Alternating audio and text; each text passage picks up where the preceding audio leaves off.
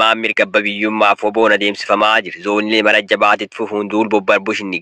Maatii namoota ijoolleen isaanii butamuu himatan keessaa tokko ganama har'aa bilbilamee fi ammallee barattoonni 100 ol akka hin gadhiifamne dhaga'uu dubbatan. Mootummaan deeggarsa barbaachisus nuuf gochaa hin jiru jechuun komataniiru. Maatiin biraa tokkos nageenyi ilma isaanii akka isaan yaaddessu dubbataniiru.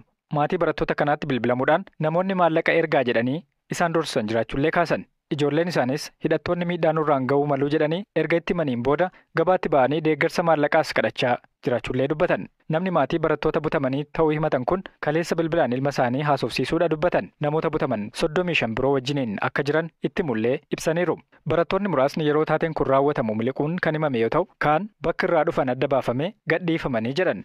Barattoonni butamuu jalaa miliquu himanii fi maatiin barattoota butaman jedhame kanneen hidhattoota waraana bilisummaa Oromoo kan mootummaan Shanee jedhuun himatani. Himannaa kana irratti waraanni bilisummaa Oromoo waanta ibsan jiru. Itoophiyaa barattoota ogummaa adda addaatiin barsiisaa turan eebbisiisaa jiru. Barattoota tibbana eebbifaman keessaa barataa Galataa Waaqooyyaa Gichillee tokkodha.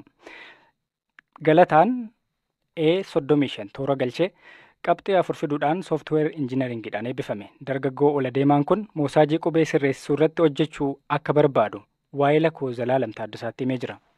Galataa Waaqooyyaa Gichilleen jedhama. Kan hin dhaladhee lixaa Oromiyaattidha. Godina Horroo Guduruu Wallaggaadhama.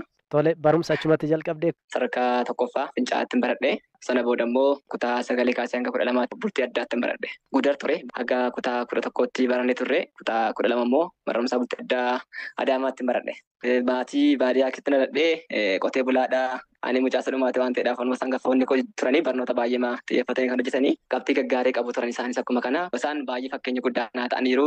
Ati dura yuunivarsiitiin ati galuu barbaaddu fi dipaartimentiin ati galuu barbaaddu maal ture? Herregarratti cimaa ta'uu koo fiizikii irrattis cimaa ta'uu koo erga lafa baree booda yaada koo guutummaatti injinariingii akka galuu qabu murteesse. Sana keessaa immoo injinariingii gosa kam kan jedhu immoo itti qorachaan deemee namoota gaafachaa onlaayinii irra Google gochaa qoqqorachaa deemee sana booda sooftiweer injinariingii kan galuu qabu murteesse. Sooftiweer injinariingii dhufee Harammayyaa yuunivarsiitii nagayeechitti hin galee. Mee turtiin yuunivarsiitii Harammayyaa dorgommiinsa qabxiiwwan ati galmeessite akka waliigalaattis mee nutti miti A+35 akka qabduun argee akkamittiin qabxii kana galmeessuu dandeesse? Harammayyaa bara nuti galle bara 2012 ture akka lakkoofsa biyya kanaatti. Barsan irra jalqabarraa fireeshii taanee yeroo deemnu baay'ee jeeqamaallee ture nama sodaachisa ture jechuun mormiin garaagaraa ture barattoonni mormii garaagaraa dhageessaa waan turaniidhaaf barnoonni yeroo dheeraaf kan dhaabbata ture envaarmentii haaraadha. An duraan koodingii irratti muuxannoon qabu xiqqaadha. Yeroo koronaa garuu carraan naa banamee biyyatti waayifaayiin mana bunaa jiru deddeemee onlaayinii baradhee muuxannoo gaarii qabadhee achi sooftiweerii gaafan galu immoo yaada gaarii qabadhee waa'ee sooftiweer injinariingii qorannoo guddaa gaggeessee maal akka ta'e fiildiinsaa dandeettii akkamii yookaan iskiilii akkamii akka gaafatu istiraateejii akkamiitiin keessa darbuu kan danda'a kan jedhu baay'ee mantaa'ee qorachaa ture. Otuma gara sooftiweer injinariingiitti hin galiin durayyuu waa'ee sooftiweer injinariingii fi istiraateejii keessa bahuu danda'u irratti xiyyeeffadhee hojjetaan ture. Akkaataan dubbisa kootii egaa barattoonni gosa garaagaraa jiraachuu danda'u ani harda workeriis miti isa baay'ee irra taa'ee dubbisuus miti taalentidii dhadheessa ofiin fudhadhu garuu istiraateejikii dhadheen fudhadhaa fi kooti. Maaliif waan naa kenname taaskii naa kenname tokko akkamiin hojjechuu danda'a jedhee itti yaadee itti qoradhee jiraan dubbise sana booda wanta sanarratti hojjedhaa jechuudha. Sooftiweer injinariingii keessatti wantaan godhe maalinni qormaan yeroo jirutti qormaan torbee lamaaf yookaan torbee tokkoof miidii yookaan faayinaalii qoramna yoo ta'e gaafuma sana dubbisa kilaasitti waan jiru dhufee gaaf sana qofan dubbisa humna qabu sirriitti fayyadamee jechuudha. Haala kanaatiin wantoonni jiranis toora manaa qabatanii. Fuuldureen Galataa maali? Maal qayyabachuu yookaan qorachuu barbaadde? Fuulduratti wantani xiyyeeffadhee jechuu barbaadu akkuma jalqabaa fedhiin koo guddaan sooftiweer injinariingii irra ta'e barnoota kompiitaraa irratti baay'ee xiyyeeffachuun barbaada sana keessaati. Ammatti garuu baay'ee keessa kootti kan jabaatee argamu barnoota artificial intelligence fi data saayinsiidha. Isaan kanarratti yeroo ammaa kana baay'ee hojii namoota salphisu irratti isaan kanarratti baay'ee hojjechuu nan barbaada. Isa kanaaf immoo egaa wantani yaadu biyya bakkeetii bahee carraa iskoolaarshippii utuun argadhee ammaaf wantani yayyaalee baay'ee hin jiru barachuu nan fedha. Keessattuu fedhiin guddaa qabu dhimma afaan Oromoo irratti sirriitti hojjechuu kanan barbaadudha. Afaanota addunyaa tarree teekinooloojii keessa galanii sirriitti hojjechaa jiran kana galchuudhaa fi fedhii guddaanan qaba. Fuulduratti hiriyaa kanarratti xiyyeeffadhee hojjechuun barbaada. Ilmaan Oromoo irree fi gaachana uummata Oromoo waboo dinagdeen jabeessuuf gumaacha taasisan jabeessanii itti fufanii jiru.